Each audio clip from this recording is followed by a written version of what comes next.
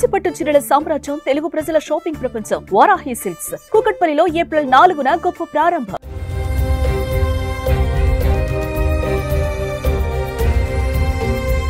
ప్రతి ఒక్కరికి మరణం ఏదో ఒక రోజు వస్తుంది. ఇది అందరికీ తెలిసిన సత్యం. మరి మరణం తర్వాత ఏం జరుగుతుంది? ఇది ఎవరికీ తెలియని పచ్చి నిజం. మరణం తర్వాత కొందరు ఆత్మ స్వర్గానికి వెళ్తుందని నమ్ముతారు, మరికొందరు పునర్జన్మ గురించి నమ్ముతారు, మరికొందరు మరణం తర్వాత ఏమీ ఉండదని నమ్ముతారు. అయితే ఇప్పుడు నాసా నరకానికి తలుపులను గుర్తించింది.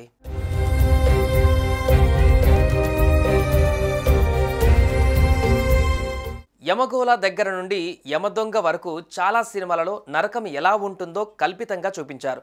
నిజంగా కూడా నరకం అలానే ఉంటుందా? నరకం ఎలా ఉంటుంది? సినిమాలోలా అది చాలా భయంకరంగా ఉంటుందా? నరకాలు కూడా రకాలు ఉంటాయా? దీనిపైన తాజాగా నాసా చెప్పిన విషయాలు ఆశ్చర్యానికి గురిచేస్తున్నాయి. నాసా నరకానికి తలుపులను గుర్తించింది.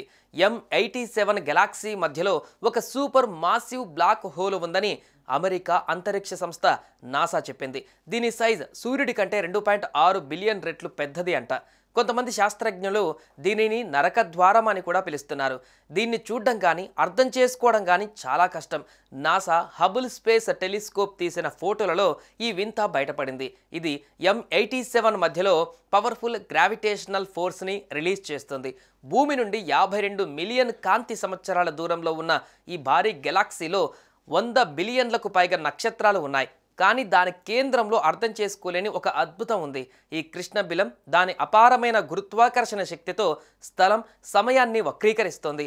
దీన్ని ఒక మిస్టీరియస్ స్కేరీ థింగ్గా పిలుస్తున్నారు. దీన్ని చూడడం కానీ అర్థం చేసుకోవడం కానీ చాలా కష్టం.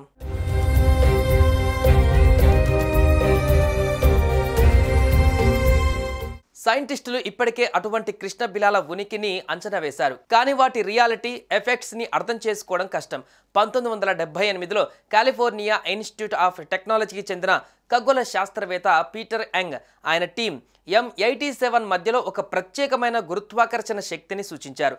కానీ ఆ టైంలో భూమి ఆధారిత టెలిస్కోపుల నుండి వచ్చిన పరిశీలనలు ఆ సిద్ధాంతాన్ని ఖచ్చితంగా నిరూపించలేకపోయాయి. కానీ రీసెంట్ ఫోటోలు టాడ్ లోర్, సాండ్రా ఫాబెర్, గ్యారీ లిండ్స్ లాంటి ఖగోళ శాస్త్రవేత్తలు ఈ చిత్రాల విశ్లేషణతో ఈ కాల రంధ్రం ఉనికిని నిరూపించబడటమే కాకుండా దాని ప్రభావాలను కూడా స్పష్టంగా అర్థం చేసుకున్నారు.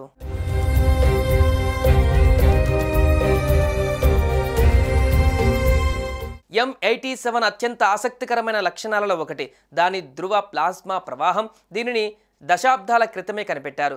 ఈ ప్లాస్మా వేల కాంతి సంవత్సరాల వరకు విస్తరించి ఉంది. కాలరంధ్రం ఉత్పత్తి చేసే అపారమైన శక్తితో శక్తిని పొందుతోంది. ఈ గెలాక్సీ కేంద్రం ఎక్స్ కిరణాలు, రేడియో వికిరణాన్ని కూడా విడుదల చేస్తుంది. ఇది శక్తివంతమైన శక్తితో కూడిన ఖగోళ వస్తువుగా స్థిరపడుతుంది. M87 మధ్యలో నక్షత్రాల డెన్సిటీ కూడా చాలా ఎక్కువగా ఉంటుంది. ఈ డెన్సిటీ సాధారణ భారీ గెలాక్సీల కంటే కనీసం 300 రెట్లు ఎక్కువ.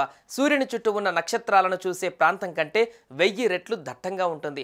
ఈ తీవ్ర డెన్సిటీ కాలరంధ్రం అపారమైన గురుత్వాకర్షణ శక్తి కారణంగా ఉందని శాస్త్రజ్ఞులు చెప్తున్నారు. ఇక ఇది పదార్థాన్ని దాని ఈవెంట్ హోరిజోన్ వైపు లాగుతుంది. కృష్ణబిలాలు అంటే గురుత్వాకర్షణ శక్తి చాలా బలంగా ఉండే ప్రాంతాలు.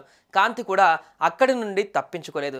భారీ నక్షత్రాలు వాటి చివరల వరకు కూలిపోయి చాలా కుదించబడి దట్టంగా మారినప్పుడు ఇవి ఏర్పడతాయి.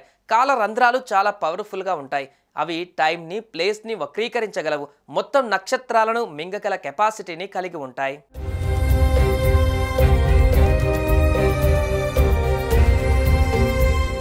సుమన్ టీవీలో మీ పర్సనల్ అండ్ బిజినెస్ ప్రమోషన్స్ కోసం కింది నెంబర్కి కాంటాక్ట్ చేయండి.